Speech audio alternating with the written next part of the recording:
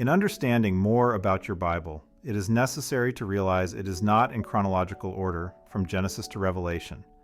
Rather, it is arranged by topics, as books are arranged in most libraries.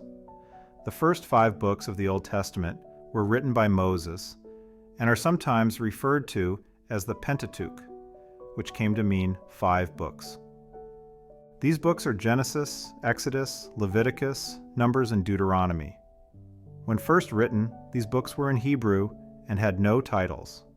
Later, when they were translated into Greek, they were given Greek names. Genesis is the book of beginnings. Exodus tells the story of the Israelites exiting Egypt.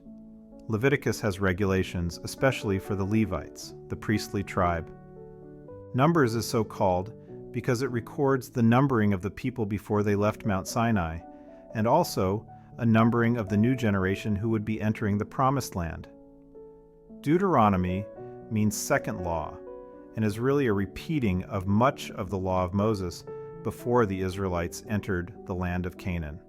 For instance, the 10 Commandments found in Exodus 20 are repeated in Deuteronomy 5.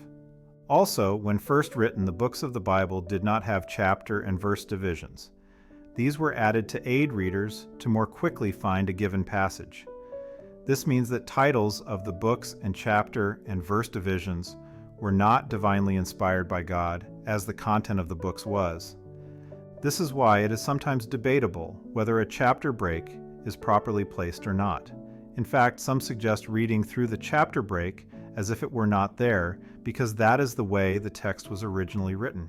There are 66 books in the entire Bible, 39 in the Old Testament, 27 in the New Testament. You will find it helpful to eventually memorize the order.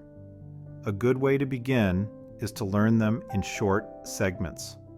For instance, repeat these first 5 books in your mind until you can say them without checking your answers. Then move on to the next few books. You will find you're much more comfortable with your Bible if you know where to find a particular book. When your pastor mentions a specific reference in the Bible, you will not feel so lost in wondering how to find it in your Bible.